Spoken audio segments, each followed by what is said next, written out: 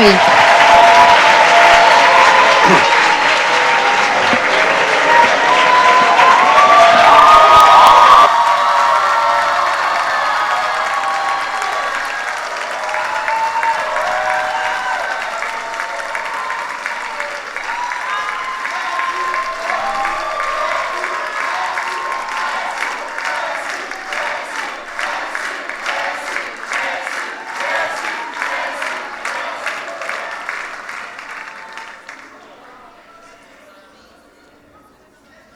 Good morning, everyone. Mesdames et messieurs, bonjour. Hey, Yali! Vive Yali! All right, you can be seated. Thank you so much. Vous pouvez vous asseoir, merci. Best team ever. Vous êtes une équipe extraordinaire. My name is Grace Alache Jerry, Je m'appelle Grace Alache Jerry. fellow from the Presidential Precinct. J'ai été choisie pour Nigerian présenter ce programme. Je suis du Nigeria. music artist, Je suis musicienne. disability rights advocate, Je défends les personnes handicapées. 13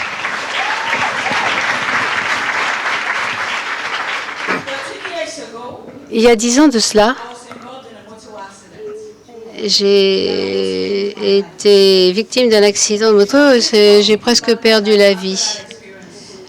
Et ça a été difficile après pour moi. Venant d'un pays ou d'un continent où les personnes handicapées ont beaucoup de difficultés pour se déplacer, pour se faire accepter. Et c'est justement ces difficultés, ces défis qui m'ont fait grandir et qui ont fait que j'ai pu contribuer à mon pays, à ma société. J'ai eu la voix qu'il fallait avoir pour faire parler ceux qui sont sans voix. J'avais un rêve comme les boursiers Nelson Mandela. Et ce qui est très intéressant, pour la première fois en 13 ans, j'ai eu la chance de vivre libre. Accéder à la liberté, pour moi, ça ne veut peut-être pas dire la même chose que pour vous, mais avoir accès à la liberté, ça veut dire avoir accès à des choses simples comme aller dans un supermarché, aller jusqu'aux toilettes, utiliser les transports publics pour des personnes comme moi. Eh bien, figurez-vous, c'est aux États-Unis que j'ai eu droit à tout cela. C'est ça qui m'a libérée. Vous savez, je représente une grande communauté de gens qui n'ont pas de visage, qui n'ont pas de voix pour se faire entendre. Après de nombreuses années, j'ai compris ce qu'était pour eux l'exclusion, la marginalisation. Et je vais revenir en Afrique pour faire en sorte de changer les choses, pour que les handicapés en Afrique vivent autre chose. Yali est devenu pour moi une source d'inspiration. Pour les jeunes Africains, c'est une source d'inspiration. On vient tous de pays différents ici, de différents milieux, et pourtant, on a tous le même objectif. On veut une Afrique nouvelle. Et c'est pour cela que dans cette chanson que j'ai composée sur Yali, j'ai dit « Oui, nous le pouvons, montrons que nous le pouvons, changeons l'Afrique ». Nous représentons tout un réseau de leaders, de jeunes leaders africains qui se lèvent comme des soldats, comme un seul homme, courageusement, et qui sont prêts à dire « Je vais changer les choses et quelque chose va se produire ». Comme les philosophes, comme les grands esprits de ce monde. Alors soyez prêts et tirez parti de la grande sagesse de l'Afrique. Et vous, autour de moi, vous représentez l'Afrique. Ces 6 dernières semaines ont été extrêmement utiles et vous ont beaucoup appris au cours de ces stages que vous avez suivis. Ça a été très utile pour le travail qui vous attend.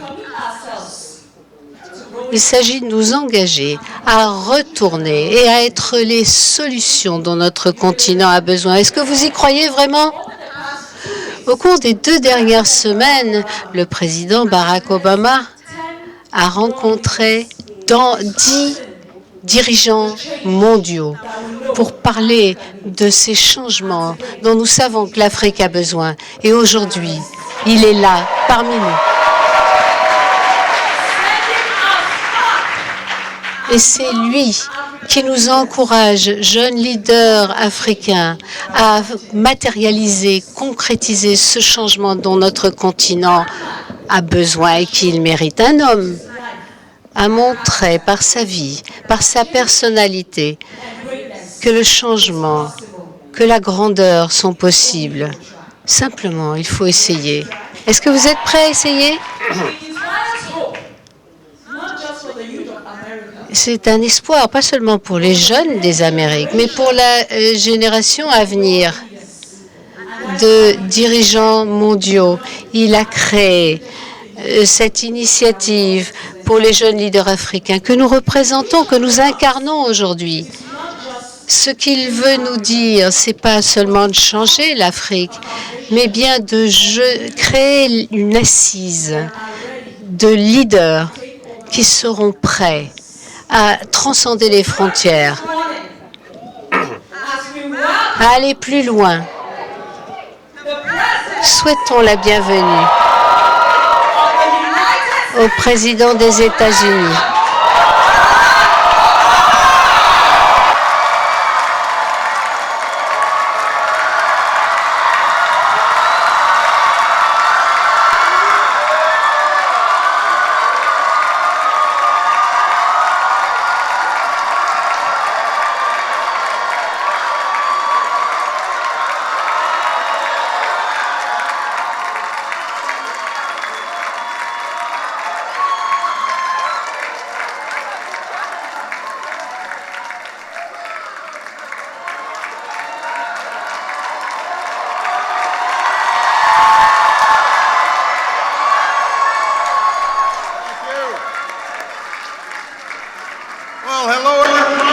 Bonjour tout le monde.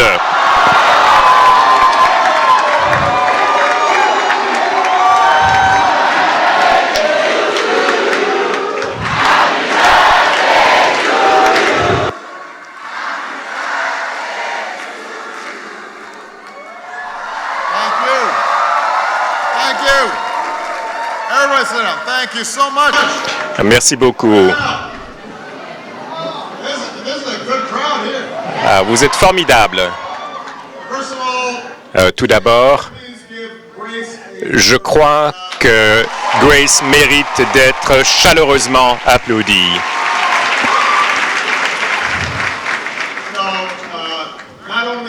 Car non seulement fait-elle du travail tout à fait inspirateur au Nigeria, mais je dois dire que passer après Grace, c'est un peu passer après Michelle, parce qu'elle est tellement extraordinaire que l'on se sent un petit peu amoindri lorsque l'on passe après elle, parce qu'il est impossible d'être aussi bon qu'elle, parce qu'elle ne constitue qu'un seul exemple du talent extraordinaire qu'il y a dans cette pièce. À vous tous, je sais que vous séjournez dans notre pays depuis quelques semaines, mais permettez-moi de vous dire, au nom du peuple américain, bienvenue aux États-Unis. Nous sommes ravis de vous accueillir parmi nous. Et votre visite tombe à point nommé. Dernièrement, je me suis trouvé... Mais ça, ce n'est pas la raison principale. Mais la raison principale, c'est que, comme vous le savez sans doute, je rentre tout juste d'Afrique.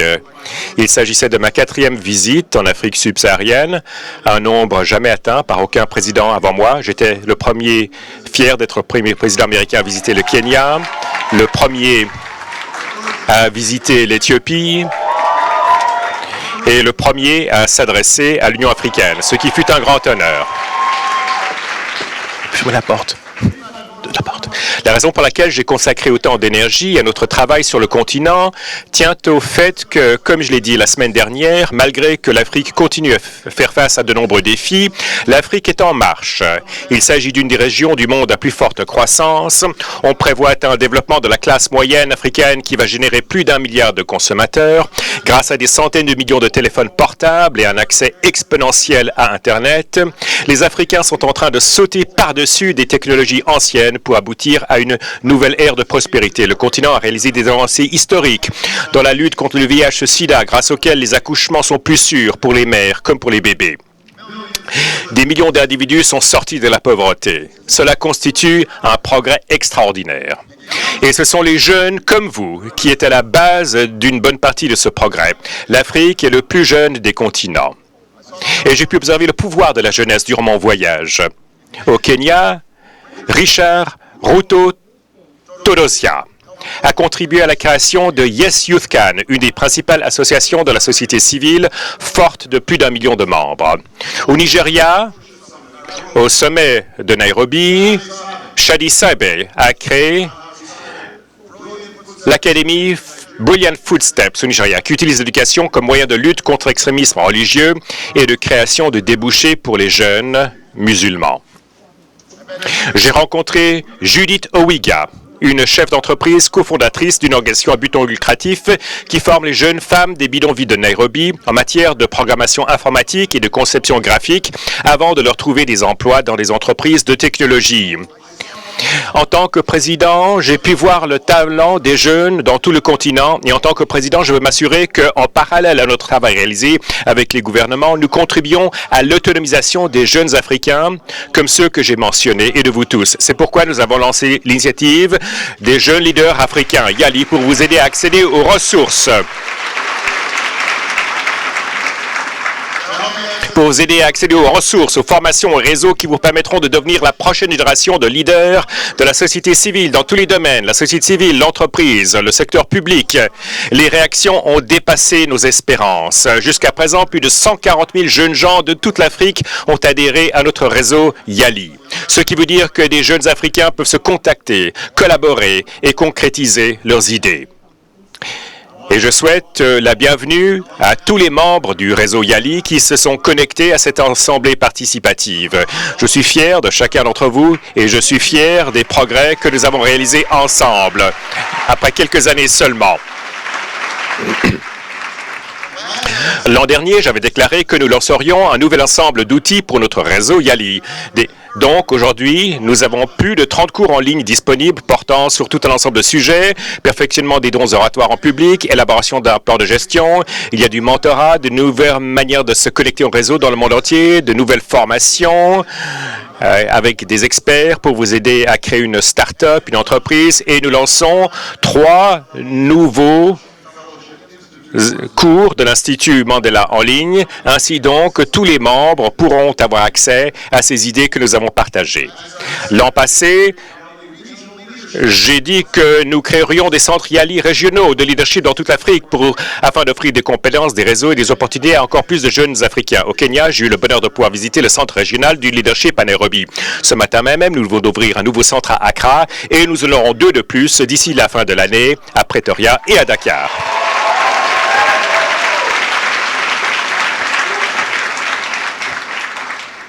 L'an passé, j'avais déclaré que nous ferions encore davantage pour épauler les jeunes entrepreneurs grâce à des subventions pour vous aider à créer une entreprise ou une association et à de nouvelles formations pour des milieux d'entrepreneurs en herbe dans les petites villes et les zones rurales.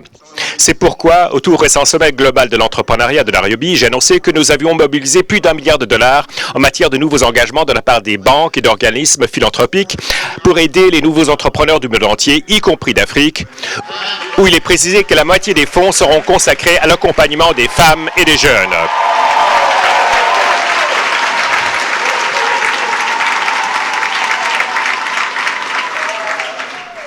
Et l'année dernière, j'ai accueilli la première classe de boursiers du programme Mandela. Cette année encore, la réponse a été massive, près de 30 000 candidats. Et aujourd'hui, je suis honoré de vous accueillir, vous, la 2e classe des boursiers du programme Mandela de Washington. Et nous sommes sur la bonne voie pour doubler le nombre de participants au programme à hauteur de 1000 boursiers d'ici l'année prochaine.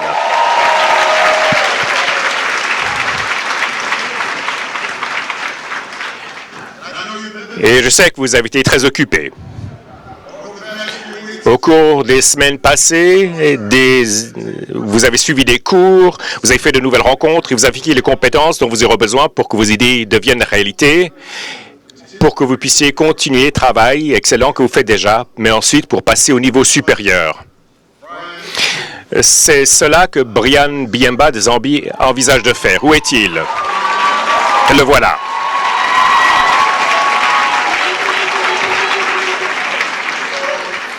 Brian utilise la musique pour faire du travail de sensibilisation contre les violences sexuelles et éduquer la jeunesse sur le VIH-Sida.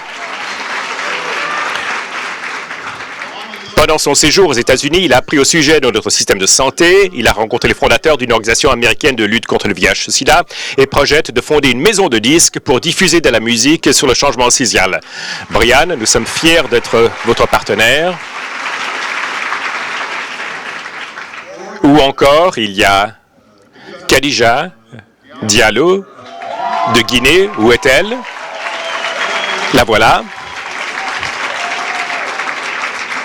Donc, Khadija a contribué à une campagne médiatique de l'UNICEF pour endiguer l'épidémie d'Ebola. Grâce aux compétences de management qu'elle a acquises à Wagner College, elle propose maintenant d'œuvrer à l'amélioration des conditions de vie des femmes et des filles en Guinée. Nous sommes fiers d'être votre ami.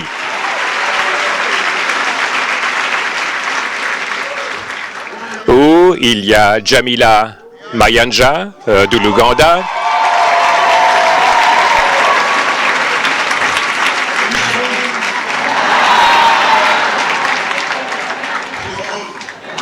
Elle prend une pause. Jamila n'est pas mannequin. Elle a créé une entreprise de nettoyage du linge avec ramassage à domicile pour embaucher davantage de jeunes et leur apprendre des compétences d'entrepreneuriat. Elle espère pouvoir tirer par des choses qu'elle a prises pendant ses jours à Dartmouth pour réaliser son but d'engager 1000 jeunes pour travailler avec elle ou gérer leur propre entreprise. Nous sommes fiers d'être votre partenaire.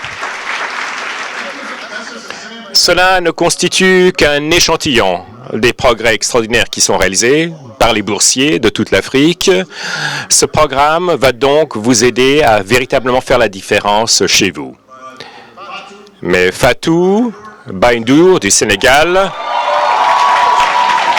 où êtes-vous, Fatou? Fatou m'a écrit une lettre dans laquelle elle dit « La véritable valeur du Yali, c'est que les jeunes apprennent auprès des autres. Peut-être devrions-nous envoyer de jeunes Américains aussi en Afrique. » Et elle a dit, non pas pour aider les communautés pauvres, comme ils le font souvent, mais pour apprendre auprès d'autres sociétés avec humilité. Et je me suis dit que cela est tout à fait vrai. C'est pourquoi Fatou, désormais, grâce à Yali, des Américains auront la possibilité, jusqu'à 80 leaders américains auront la possibilité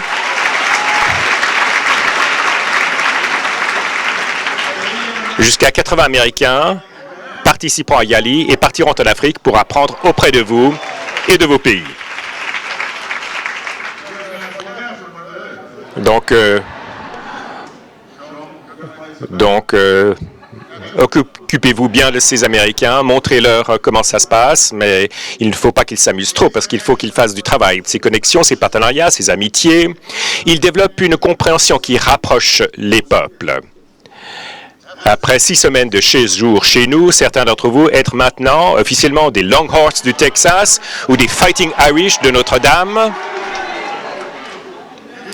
Vous avez préparé des plats africains pour vos amis américains. Et vous avez aussi mangé des hamburgers et des hot dogs lors des célébrations de notre fête nationale. On m'a même dit que vous étiez nombreux à faire du bowling pour la toute première fois. Et d'après ce qu'on me dit, il y a eu beaucoup de boules qui ont échoué dans la rigole, mais qu'il y a aussi plusieurs strikes. Et au fait, il y a eu au moins un mariage comme conséquence de la classe de l'année dernière.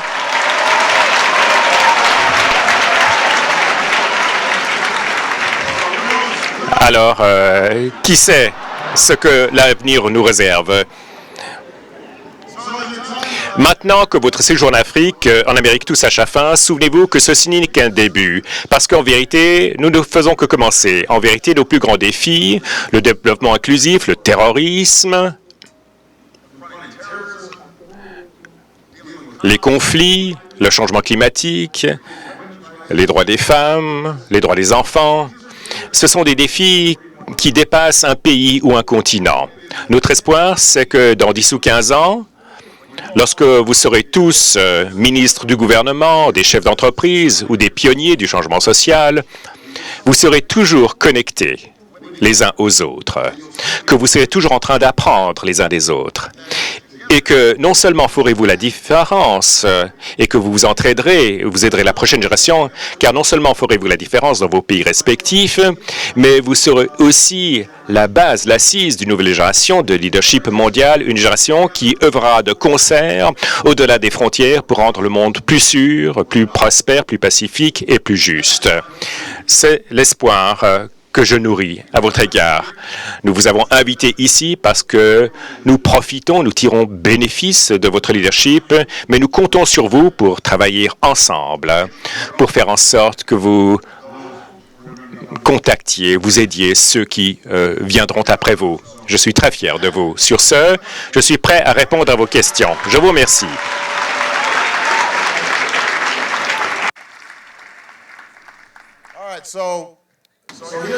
Voilà. Je crois que l'on vous a expliqué les règles, mais je vais les répéter. Je vais identifier autant de personnes que personne. Lorsque je vous identifierai, identifiez-vous, dites de quel pays vous venez, donc essayez de poser une question relativement brève pour que nous puissions répondre à un maximum de questions. Je vais aller garçon-fille, pour faire en sorte que cela soit équitable, n'est-ce pas? Voilà. Voyons voir, qui est-ce qui va commencer? Vous êtes tellement élégant, tellement beau à voir. Je vais commencer par cette jeune femme au milieu. Voilà, c'est à vous. Avec les boucles d'oreilles à l'africaine. Oui, c'est... Echege, je viens du Kenya, à Solisana. Et j'aimerais savoir comment vous maintenez l'équilibre avec votre passé d'Africain-Américain, les luttes que vous avez menées pour arriver jusque-là. Je vois votre femme, je la trouve extraordinaire. J'espère que votre travail ne prend pas trop de place. Comment vous débrouillez-vous? Bien. Tout d'abord, je ne serais pas ce que je suis sans Michelle, car elle est ma partenaire.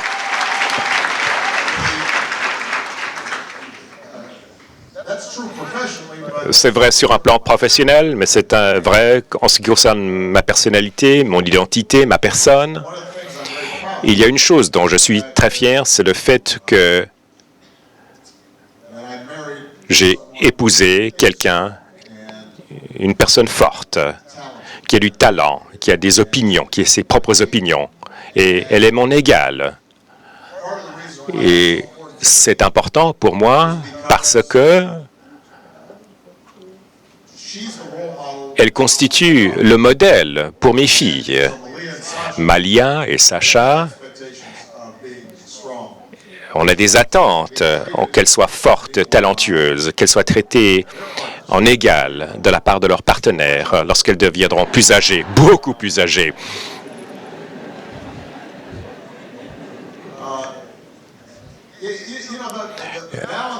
Bon, cette question de l'équilibre, j'ai écrit à ce sujet. Bien sûr, l'équilibre n'est jamais parfait. Une des choses qu'a connue ma génération et va connaître encore plus votre génération, c'est le fait que si vous avez deux personnes qui travaillent dans un ménage et qui travaillent en dehors de la maison, dans ce cas, comment arrivez-vous à gérer la situation pour être de bons parents, pour réussir, être performants au travail? Et ce que nous avons constaté, Michel et moi-même, c'est qu'il nous a fallu admettre, reconnaître qu'à quelques moments de notre carrière, de notre parcours, il y aurait peut-être une personne qui sacrifierait un petit peu Peut-être était-ce le moment où il a dû se concentrer sur un sujet, alors j'ai dû faire davantage, alors qu'il y a eu des périodes durant lesquelles j'ai pu faire certaines choses et elle a dû assumer plus de tâches. Je ne veux pas dire que cela est tout à fait égal. Je suis le premier à reconnaître et à admettre qu'elle a fait davantage de sacrifices compte tenu de la carrière politique que j'ai suivie. Cependant, ce que j'ai appris auprès d'elle, c'est que si elle n'a pas le sentiment d'être respectée et épanouie, dans ce cas, moi-même, je vais être moins performant à terme. Et ça, les hommes d'Afrique en particulier, mais les hommes partout, les hommes d'Afrique, j'ai beaucoup parlé de ce sujet, à savoir le meilleur indice des réussites économiques d'un pays en matière de développement, c'est de voir comment ce pays traite les femmes.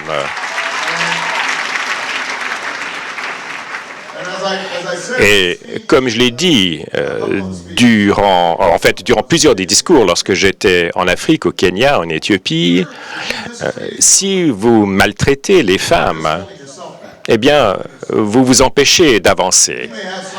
Peut-être vous sentez-vous très important, à tort, mais à terme, vous n'en tirez aucun parti si les femmes sont discriminées, parce que si elles ne travaillent pas, vos familles auront moins de revenus. Si elles ne sont pas éduquées, vos enfants seront moins susceptibles d'être éduqués, parce que typiquement, c'est la femme qui éduque en premier l'enfant.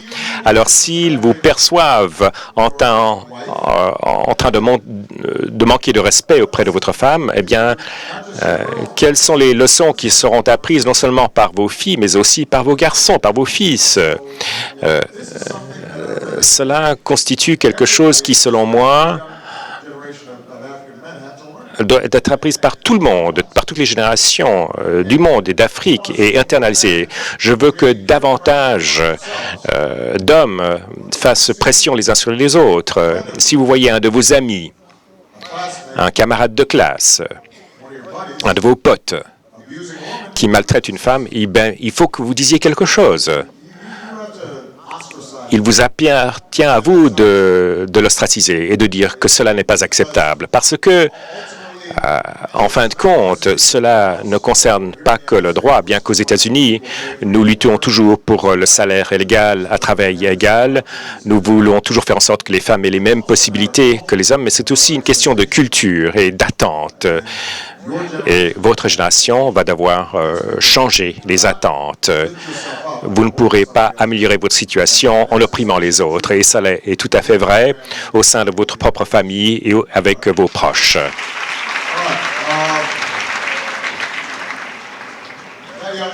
Ce jeune homme avec la chemise rayée.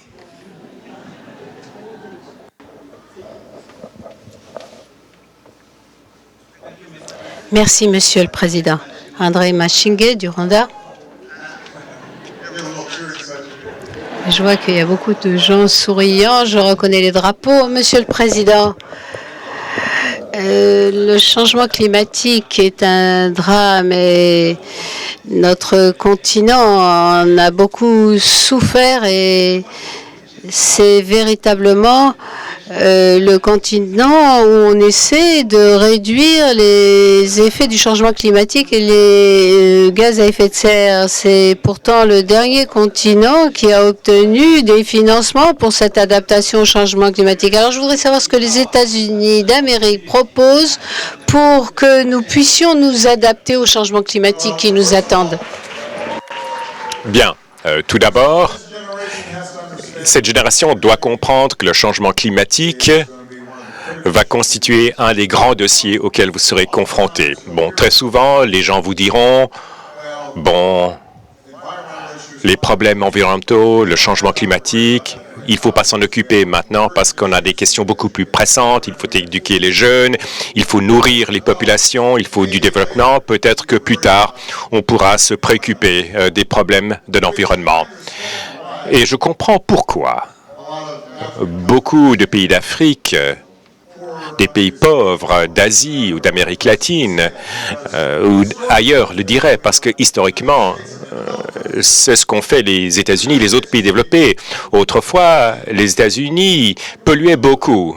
Si vous alliez à Los Angeles, c'était comme Pékin maintenant. C'était très, très difficile de respirer à l'air extérieur. Il y avait des rivières et des lacs qui étaient tellement pollués que parfois ils prenaient feu. Ça, c'est grave. Ça, c'est de la vraie pollution. Il en va de même à Londres, lorsque Londres était en expansion pendant la révolution industrielle, parce qu'il y avait tout ce charbon et cette suie. Mais voilà le problème, que ça concerne l'air ou non. Le problème du changement climatique ne ressemble pas aux problèmes environnementaux traditionnels, à savoir circonscrits dans une zone spécifique. Non, le changement climatique global va concerner tout le monde. Et étant donné que ces changements pourraient être tellement graves, eh bien, franchement, les pays qui sont les plus susceptibles d'être précarisés, ce sont les pays pauvres, parce qu'ils ont une moindre d'erreur beaucoup plus limitée. Par exemple, si la météo change dans le sous-continent indien, et si il y a des modifications au niveau des moussons, tout d'un coup, il pourrait y avoir des millions de personnes qui vont totalement perdre leur récolte. Il en va de même en Afrique. Si, par exemple, les schémas des pluies et des sécheresses changent dramatiquement, eh bien, les agriculteurs seront totalement vulnérables. Si vous habitez le long des côtes et s'il y a une montée des eaux de la mer, eh bien, des millions de personnes pourraient être déplacées. Et tout le monde va devoir prendre cette question au sérieux. Alors, ce que nous allons faire, c'est qu'ici, aux États-Unis, nous allons lancer certaines des mesures les plus vigoureuses pour réduire les émissions de carbone qui produisent le changement climatique. Il y aura la conférence de Paris en fin d'année, et là, on va travailler avec la Chine, organiser la Chine et d'autres pays pour participer, pour établir des cibles de réduction des productions du carbone. Bien sûr, l'Afrique, par tête d'habitants, ne produit pas beaucoup de carbone. C'est pourquoi certains pays d'Afrique ont dit « Pourquoi devrions-nous faire quoi que ce soit ?» Eh bien, la réponse est qu'il faut anticiper là où vous serez d'ici 20 ou 30 ans. Et par exemple, vous pouvez avoir un mode de production d'énergie actuel avec le carbone, mais compte tenu des projections démographiques de l'avenir, vous pourriez devenir un grand producteur de carbone à l'avenir. Donc, ce que nous vous disons, c'est apprenez de nos erreurs et essayez de trouver des moyens plus durables de générer de l'électricité ne produisant pas de carbone. Lorsque j'étais à Nairobi, j'ai parler du travail que nous accomplissons avec l'initiative Power Africa, qui a mobilisé des milliards de dollars avec pour but d'électrifier l'Afrique subsaharienne. Mais ce que nous essayons de faire avec les pays, c'est de leur dire, donc, ne suivez pas les anciens modèles, cherchez des nouveaux modèles de production d'énergie et essayez de sauter par-dessus les anciens modèles. Par exemple, avec le solaire, on cherchait des panneaux solaires qui vous permettraient de les envoyer dans les zones rurales et passer sur le toit d'une hutte, et avec le même coût journalier d'achat du kérosène, on pourrait avoir un petit panneau solaire qui produit de la lumière et qui produit l'électricité nécessaire. Et en fait, ce sera amorti d'ici une année, et en fait, vous pourrez économiser de l'argent après cela. Il en va de même avec la banque, avec les transactions financières. Il y a également les smartphones, les téléphones portables. Et bien sûr, on a sauté par-dessus d'anciennes méthodes de commerce dans les pays. Il en va de même pour l'énergie. Et nous souhaitons encourager de nouveaux modèles. Nous allons effectivement fournir, nous les États-Unis et d'autres pays riches, nous allons fournir des milliards de dollars, des fonds en matière d'adaptation et d'atténuation, mais ce qui compte par-dessus, c'est comment allons-nous créer l'énergie nécessaire pour la croissance et le développement de l'Afrique de manière à ne pas aggraver le problème, plutôt en cherchant à améliorer la problématique. Très bien. Cette jeune dame.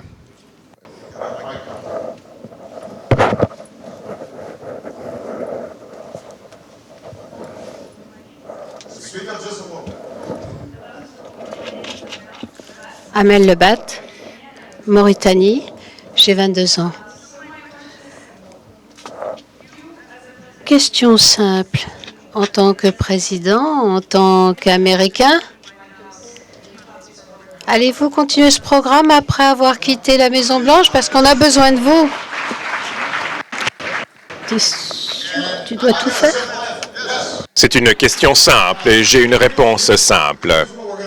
Voici ce que nous allons essayer de faire. Nous souhaitons institutionnaliser le programme pour que le prochain président et les présidents après pourront pérenniser le programme. Cela sera important. Et vu que je suis toujours en fonction pendant 18 mois, je suis totalement focalisé sur l'après. Bon, tout d'abord, je vais rattraper le sommeil perdu, donc je vais faire cela pendant quelques mois. Mais je peux vous garantir que l'une des choses qui m'intéressera de faire après mon mandat, c'est de continuer de créer ces plateformes pour les jeunes leaders du monde entier, pour qu'ils puissent se mettre en réseau, créer des relations, se rassembler et apprendre les uns auprès des autres. Cela ne concerne pas que l'Afrique. Nous avons établi un programme de jeunes leaders pour l'Asie.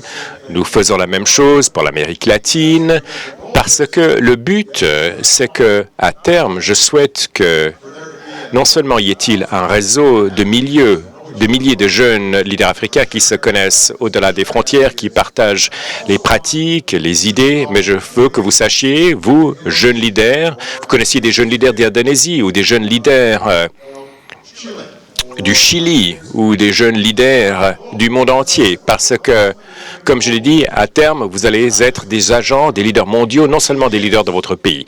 Cela commence, oui, dans votre propre pays, et là, vous pourrez établir votre marque, votre griffe, mais ce qu'il y a de puissant au niveau de la technologie d'Internet, c'est que vous pouvez apprendre, tisser des relations et apprendre ces pratiques exemplaires partout. Si vous défendez les droits des femmes, si vous faites un très bon travail au Nigeria, peut-être y a-t-il quelqu'un en Birmanie qui, sur Internet, pourra observer votre méthode d'organisation de campagne et voir comment vous faites votre financement et ce que vous avez pu accomplir. Et tout d'un coup, ce que vous avez fait dans un seul pays constitue un modèle dans le monde entier. Ce sera une de mes principales priorités, sans aucun doute. Je vais continuer d'y participer.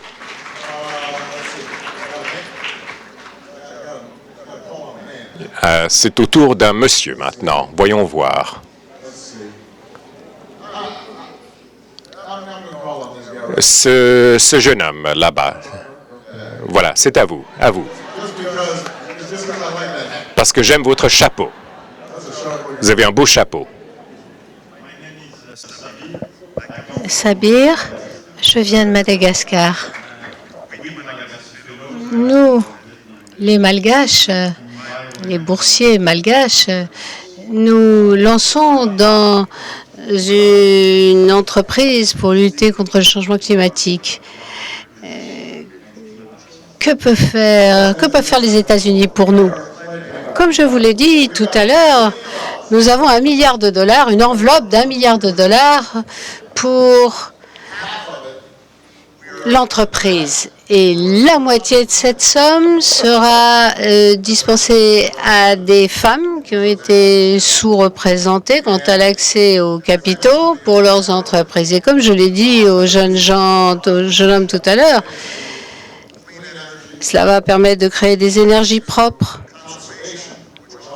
faire des efforts pour préserver les sources d'énergie. À Madagascar, c'est encourager le tourisme, l'écotourisme, s'il y a un potentiel extraordinaire à exploiter. L'essentiel étant, dans certains cas, l'accès au financement, mais vous l'avez vu avec Yali, cela veut dire aussi qu'il faut avoir une stratégie bien pensée. Il n'y a pas seulement les écoles de commerce. Le fait d'avoir des diplômes, ça ne veut pas dire que vous n'avez pas de bonnes idées pour autant. Et ce qu'on va faire grâce à cette instruction en ligne, on va essayer de dispenser ces concepts quant à la façon dont une entreprise peut démarrer, peut prospérer, la façon dont les comptes peuvent être tenus, et on veillera à rester vos partenaires tandis que vous lancerez dans votre entreprise et que vous continuerez. Et voilà pourquoi ce réseau régional est utile, parce que non seulement il y a l'enseignement en ligne, mais il y a aussi ces plaques tournantes, ces pôles régionaux dans plusieurs régions d'Afrique qui vont vous permettre de réseauter et d'avoir accès aux ambassades, aux chambres de commerce, avec des membres du secteur privé qui participent à l'entreprise. Et tout cela vous permettra de compter sur des mentors tout en apprenant, tandis que vous avancerez dans votre entreprise. Pour ceux d'entre vous qui êtes chef d'entreprise ou qui aspirez à l'être, de par le monde, même aux États-Unis, vous verrez que les idées, quelquefois, n'aboutissent pas. Si vous voulez vous lancer dans l'entreprise, il faut vraiment croire de toutes vos forces que vous allez réussir un jour. Et si une entreprise échoue, eh bien, il s'agira d'en tirer des enseignements et puis de recommencer et de vous lancer dans une autre aventure. Et c'est ainsi, en peaufinant vos idées, en comprenant mieux votre marché et ce qu'attendent ceux qui se tourneront vers vous, que vous parviendrez à réussir et que vous changerez les choses. Je vais donner la parole à une jeune femme maintenant. Elle danse sous mes yeux. Je vais lui donner la parole. Et ça ne veut pas dire que les hommes ne dansent pas, hein, mais cette jeune femme danse. Monsieur le Président, merci. Marilyn Guémo du Cameroun. J'aimerais savoir si vous allez soutenir l'Afrique pour un poste permanent au Conseil de sécurité, un siège permanent au Conseil de sécurité pour l'Afrique. Le Conseil de sécurité a été créé après la Seconde Guerre mondiale. À l'époque, le monde était bien différent en 1945, 46, 47 qu'il est aujourd'hui. Le monde était bien différent. Les États-Unis appuient cette idée visant à modifier la composition et la structure du Conseil de sécurité. Mais je serai franc. Maintenant, quant à la façon dont on va peser le pour et contre, prendre en compte tous les éléments est bien compliqué. Pour des raisons de principe, j'estime qu'il devrait y avoir au moins un représentant du continent africain au Conseil de sécurité aux côtés des représentants des autres régions du monde. Vu la nouvelle répartition des pouvoir dans le monde aujourd'hui. L'Amérique latine non plus n'est pas représentée à titre permanent. Mais cela complique les choses. Il va falloir aussi, comment vous dire, tout le monde pense qu'il a droit un siège permanent. Même si vous en parlez en Afrique, on va vous dire, oui, il faut un Africain. Afrique du Sud, Nigeria, voyez, Ouganda, tout le monde se propose. Il en va de même pour le Japon, qui considère qu'il est une des plus grandes économies du monde, tout à fait approprié. Le Brésil, l'Inde, une des plus grandes démocraties au monde, pense la même chose. Il va falloir mettre en place un processus qui permettra de prendre en compte tous ces arguments légitimes et en faire le tri. Ce que je pense, c'est que pour que ce Conseil de sécurité fonctionne efficacement, il faut qu'il soit davantage représentatif de toutes les tendances qui marquent le monde depuis ces dernières décennies.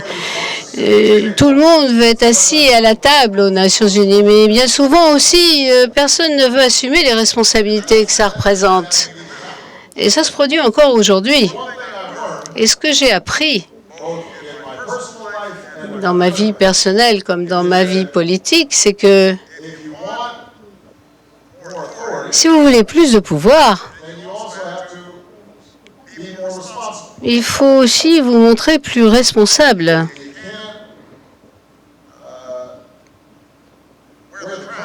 Il n'est pas question de porter une couronne sans pouvoir en assumer le poids. Mais aux Nations Unies, auxquelles je suis très attachée, parce que les Nations Unies font un travail crucial, qui va se présenter pour contribuer au maintien de la paix? Qui va rédiger un chèque quand il s'agira de régler la crise Ebola? Qui va se montrer un chef dès lors qu'il faudra s'attaquer au changement climatique? Êtes-vous prêt à parler de questions qui vont à l'encontre de vos intérêts personnels, ou quand c'est difficile pour vous, ou quand c'est désagréable à dire? Si vous n'êtes pas disposé à faire cela, il ne s'agit pas simplement de dire « ça y est, j'ai les clés, je fais partie du club, je suis important, ça y est, je suis arrivé ». Non. On voit ça quelquefois. Mais quelquefois, ça se passe dans nos propres institutions. Pour les droits de l'homme, quand j'étais au Kenya, j'ai dit que ça ne suffit pas que les États-Unis soient toujours ceux qui doivent montrer du doigt ce qui ne marche pas, que les leaders ne respectent pas les droits. C'est très désagréable de dire ce genre de choses. Mais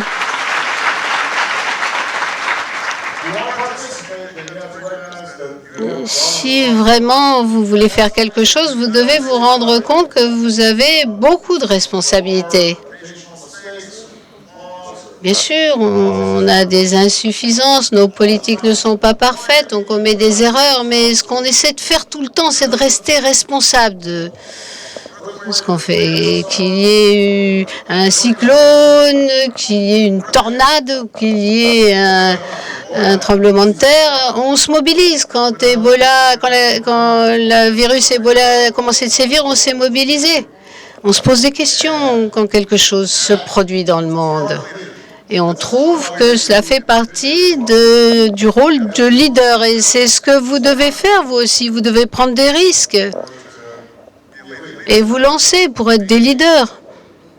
Être un leader, ce n'est pas seulement un titre assorti de privilèges et d'avantages marginaux. Non, ça représente des responsabilités. C'est le tour d'un jeune homme maintenant, je crois. Voilà. Voilà, vous avez l'air très sérieux.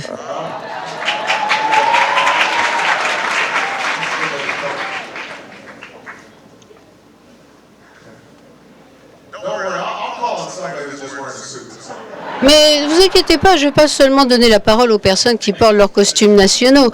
Merci, Monsieur le Président Fantingucho du Cameroun. Nous sommes reconnaissants à la coopération américaine pour la lutte contre les extrémismes dans notre pays et j'aimerais savoir quel soutien nous pouvons entendre de vous pour ces sociétés, ces communautés qui sont aux prises avec ces situations difficiles.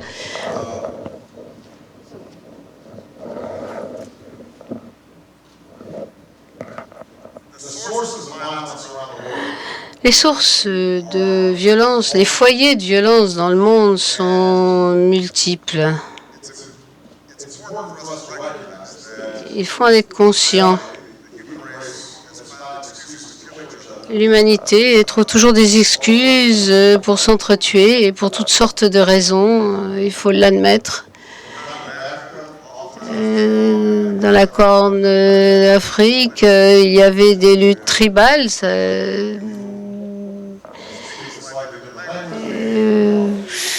Vous êtes différents, vous parlez une langue différente, vous avez l'air différent. En Irlande du Nord, c'était la religion. Ailleurs, c'était le désir de puissance, d'écraser les minorités. Vous avez toutes sortes de mobiles pour expliquer la violence. Mais ce phénomène auquel nous assistons est très spécifique. On encourage le terrorisme violent, on manipule et on remet en cause l'éthique prônée par l'islam. Et les médias prennent le relais. Boko Haram, Al-Shabaab en sont un exemple. Alors comment lutter contre ces idéologies tout en restant fidèle à nos valeurs, la paix, la tolérance, le respect du droit, la primauté du droit?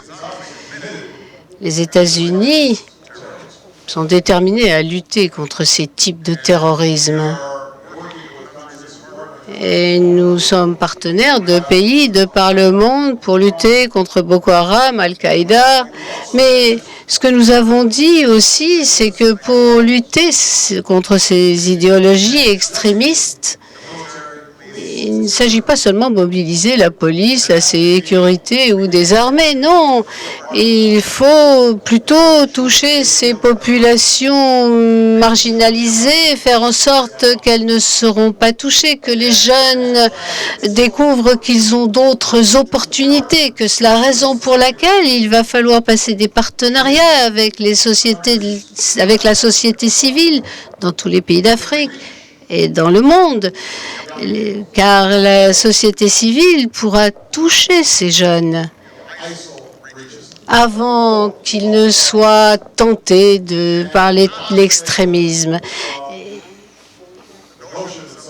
et leur donner cette notion illusoire que les responsables de leur aliénation sociale, c'est des gens qu'il faut tuer.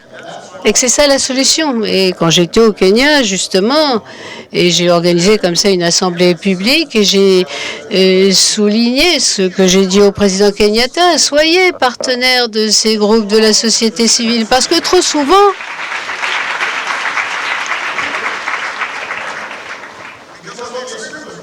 parce que ce que veulent les groupes extrémistes, c'est diviser.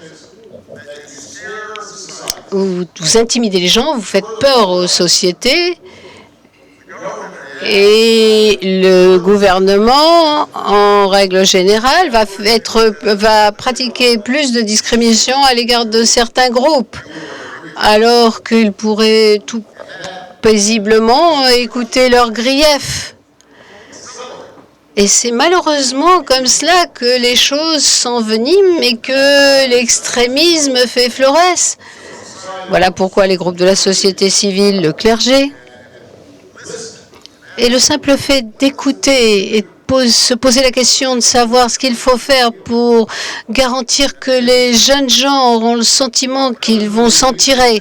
Que faire pour qu'ils aient le sentiment qu'ils font véritablement partie de la société, qu'ils sont des citoyens à part entière et qu'ils ont des droits en tant que tels. Comment les intégrer dans des programmes, des messages, des campagnes qui rendront compte de la diversité du pays. Voilà ce qu'il faut faire. Bien sûr, il faut nous renseigner auparavant, nous informer. Bien sûr, on a besoin de campagnes de police et de maintien de la paix pour essayer de maîtriser ces gens qui ont été victimes d'un lavage de cerveau. Mais ce qu'il faut aussi, c'est éviter que l'enrôlement de ces jeunes dans ces mouvements cesse. Et c'est là que l'intervention militaire est nécessaire. Bien. Madame, vous qui êtes habillée en vert, juste devant, là, voilà. Vous, madame, c'est vous. Allez-y. Merci, Monsieur le Président. Je m'appelle Jean, je viens du Kenya. J'interviens pour mes frères et sœurs d'Amérique. Comme vous savez, Monsieur le Président, dans ce village, des personnes ont été tuées et leurs membres utilisés pour des rituels. Je voudrais que ces atrocités cessent pour notre bien à tous et pour nos frères et sœurs en Afrique. Merci.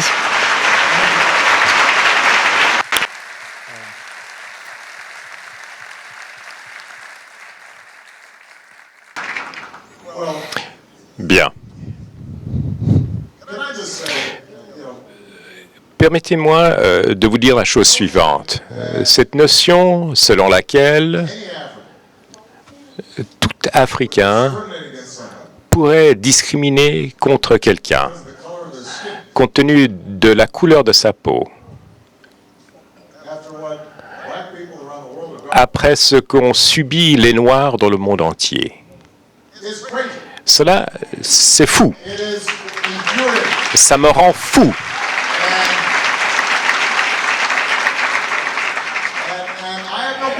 Et je n'ai aucune tolérance pour cela. Lorsque j'étais en Afrique, j'ai dit qu'il y a des traditions importantes, il y a des méthodes, des traditions populaires qui doivent être respectées. Cela est la marque de toute culture ou de tout pays, mais il y a aussi des traditions qui sont sottes et des méthodes à l'ancienne de faire les choses. Et cela, ce sont des choses qui sont basées sur l'ignorance, et ces choses doivent s'arrêter. Et l'idée selon laquelle une société pourrait commettre des violences contre une personne en raison de la couleur de la peau, ce n'est pas une tradition qui mérite d'être conservée. C'est de la bêtise, c'est de la sottise, c'est cruel. Il en va de même pour les pratiques telles que la mutilation génitale. Cela doit s'arrêter, cela doit stopper. On ne commet pas de violence contre les jeunes filles simplement parce que votre arrière-grand-père, parce que il n'y a aucune raison pour cela, outre le fait de vouloir réprimer les femmes.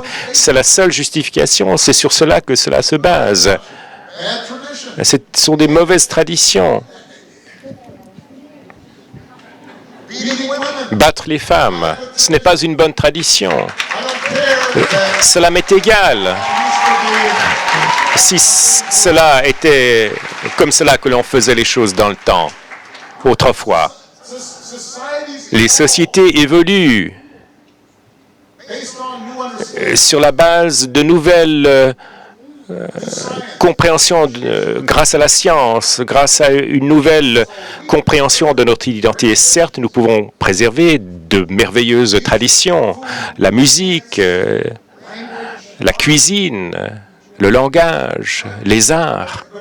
Mais s'il y a une tradition, où que ce soit, aux États-Unis ou partout dans le monde, qui vise à traiter les gens différemment parce que vous en avez peur ou parce que vous ne les connaissez pas ou parce que vous souhaitez vous sentir supérieur, eh bien ça, c'est une mauvaise tradition. Et il faut la contester. Et vous ne pouvez pas accepter des excuses. On a parlé de la race. Grace a parlé. Vous avez entendu la force des propos de Grace. Traditionnellement, les handicapés étaient traités de manière différente parce que les gens étaient ignorants. Et lorsque, aux États-Unis, nous avons voté la loi de protection des handicapés, eh bien, ça a créé davantage d'opportunités. Et ensuite, il y a eu des rampes d'accès, il y avait des ordinateurs, de nouvelles technologies pour permettre à des gens qui ne pouvaient pas communiquer autrefois de communiquer. Grâce à cela, il y a du talent, des compétences, et voilà. Alors, les attitudes des gens doivent changer et les sociétés doivent changer. Et c'est pourquoi les jeunes sont tellement importants en matière de changement des attitudes. Il en va de même pour l'orientation sexuelle. J'ai parlé de cela.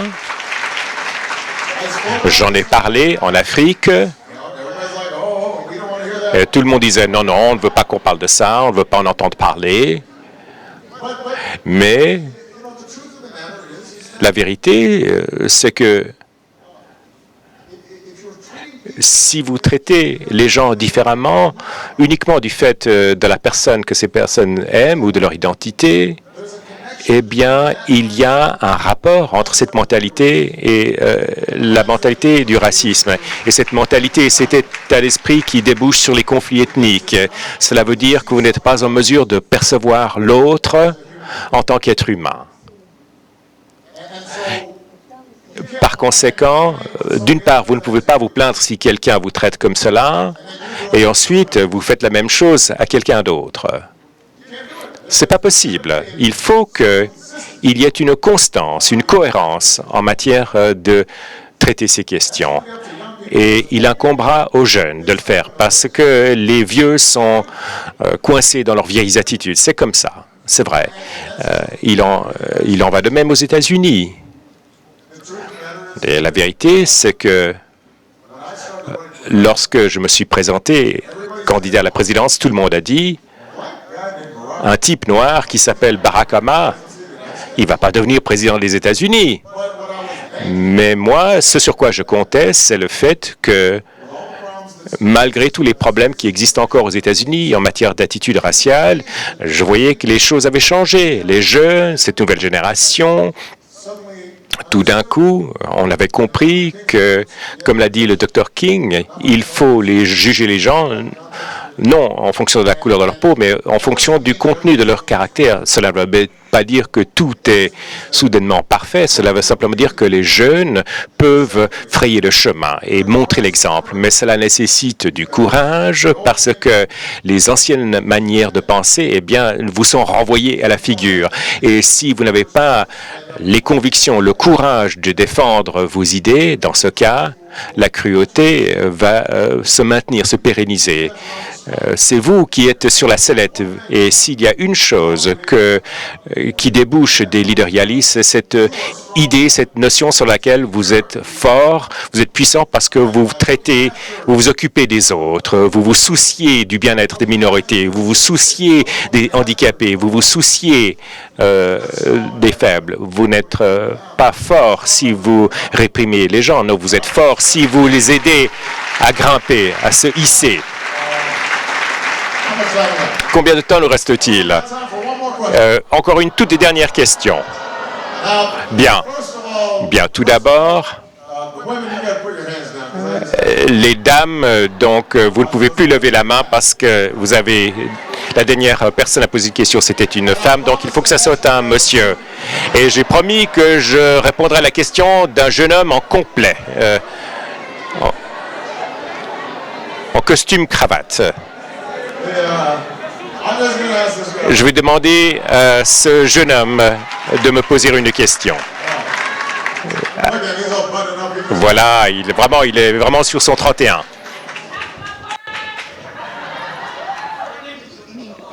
Chala, du Nigeria. Merci, Monsieur le Président. Nous apprécions ce que font les États-Unis pour l'Afrique, pour le Nigeria, surtout pour ce qui est le développement structurel et politique, le développement, mais j'estime que si on ne fait pas des investissements supérieurs dans l'éducation par rapport aux autres secteurs, on ne peut pas créer de partenariat durable. Et je dis cela parce que nous sommes tous conscients de ce que vit l'Afrique. Du fait que l'herbe est toujours plus verte de l'autre côté, les États-Unis attirent des tas de jeunes de chez nous. Au Kenya, vous avez lancé un programme pour l'énergie. Eh bien, si ce programme réussit, s'il est pérennisé, eh bien, tous ces programmes devraient en prévoir un partenariat des investisseurs parce que cela va augmenter les capacités et cela va faire florès sur le continent. Et à ce moment-là, on pourra inverser la tendance et éviter de voir partir tous ces cerveaux. Je vous demande, Monsieur le Président, que font les États-Unis pour empêcher cette ponction de nos intellectuels? Et que pouvez-vous faire pour investir davantage dans l'éducation pour que les partenariats, le développement soit vraiment pérenne? Oui, très bonne question.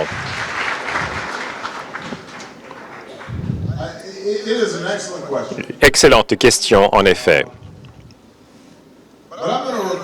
Mais en fait, je vais renverser la question, parce que la question n'est pas de savoir ce que font les États-Unis pour inverser la tendance, la question est de savoir ce que font vos pays pour inverser la tendance.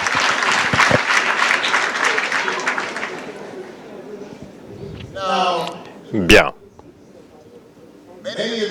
Vous êtes nombreux à avoir des amis qui étudient à l'étranger, en Occident, et ensuite ils décident de rester plutôt que de rentrer chez eux au pays.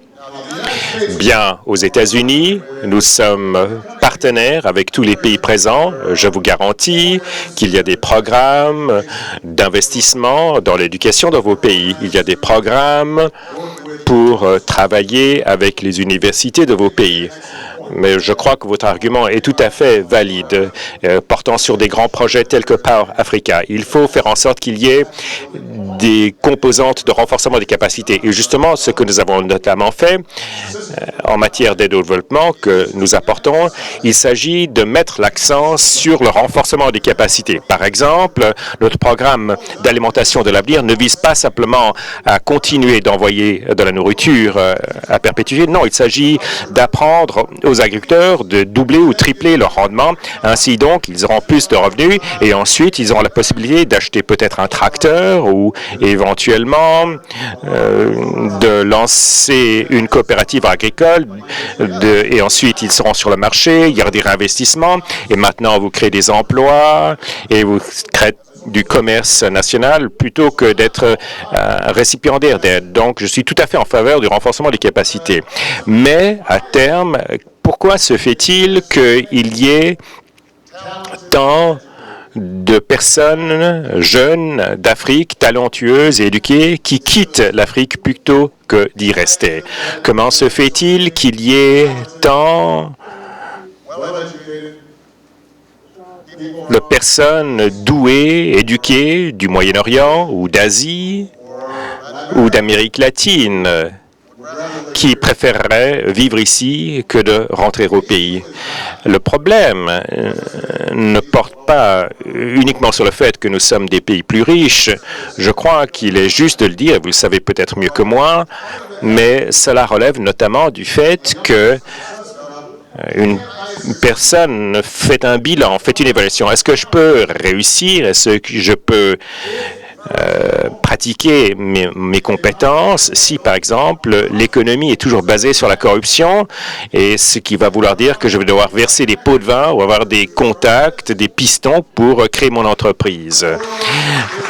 Ou bien y a-t-il encore des rivalités ethniques dans mon pays, ce qui veut dire si je suis de la mauvaise tribu, je suis moins susceptible de réussir. Ou y a-t-il encore tellement de sexisme dans mon pays, ce qui veut dire que si je suis une femme, eh bien dans ce cas, on s'attend à ce que je reste au foyer et que je me taise, alors que je suis en fait un médecin hautement qualifié.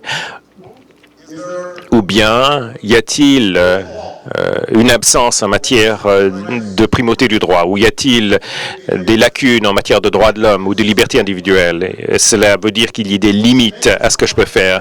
Je développe cet argument pour vous dire que certes, la fuite des capitaux, des cerveaux a une origine économique, mais cela dépend aussi du fait de l'évaluation que font les gens qui se disent si je reste dans mon pays, aurais-je la capacité de réussir? Et c'est pourquoi, lorsque je parle aux dirigeants d'Afrique et du monde entier, en fait, je leur dis écoutez, si vous établissez les bases de l'état de droit et des procédures en bonne et due forme, de la démocratie, si vous pouvez maintenir la paix pour qu'il n'y ait pas de conflit et de danger permanent, et si le gouvernement n'est pas corrompu, dans ce cas, même un pays pauvre pourra attirer beaucoup de personnes qui souhaiteront y vivre parce que ces personnes auront le sentiment de participer à la construction d'un projet, d'y contribuer. Parce qu'il y a une chose que j'ai apprise, c'est que maintenant, bien sûr, j'habite dans une grande maison, mais c'est un bail. Il va falloir que je renonce à ce bail dans 18 mois. Bon, c'est sympa d'avoir une très grande maison. Pour le premier mois, on se dit, ah, ça c'est une très grande maison. Mais ensuite, après 2 mois, on se dit, moi, je ne peux pas occuper toutes ces pièces et ces chambres. Ma vie n'est pas sensiblement meilleure une fois que j'ai l'essentiel. Je crois que beaucoup de jeunes Africains souhaiteraient beaucoup plus rester s'ils n'avaient pas une maison aussi grande ou des centres commerciaux aussi grands. Mais il faut qu'ils aient le sentiment qu'on s'occupe des fondamentaux, ma famille va être en sécurité, je peux pratiquer mon métier, je ne serai pas discriminé, le gouvernement est bienveillant, a de bonnes intentions, il n'est pas corrompu, les investissements publics sont réalisés. Dans ce cas, les gens ont une vie qui a du sens. Cela ne veut pas dire qu'il n'y aura pas toujours des gens qui préféreraient vivre à Londres, à New York, parce qu'ils pensent qu'ils pourront y gagner davantage d'argent. Mais cela, outre ce que nous pouvons faire nous-mêmes, pourra renverser la fuite des compétences. Et il vous appartient à vous de créer cet exemple en rentrant chez vous, de créer ce nouveau pays. Et c'est vous, les nouveaux leaders, qui créez cet environnement grâce auquel les jeunes pourront réussir et créer de nouvelles attentes par rapport à quel point il est passionnant de participer à quelque chose de nouveau. Eh bien, cela peut renverser la tendance. Donc, bonne chance. Je vous remercie.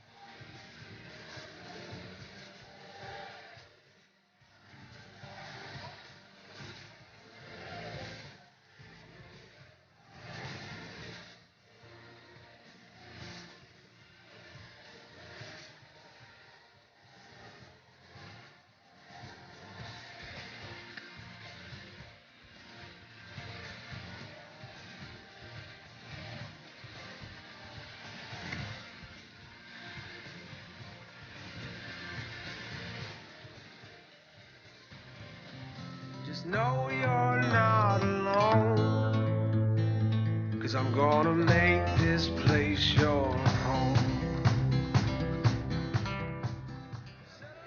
Ladies and gentlemen,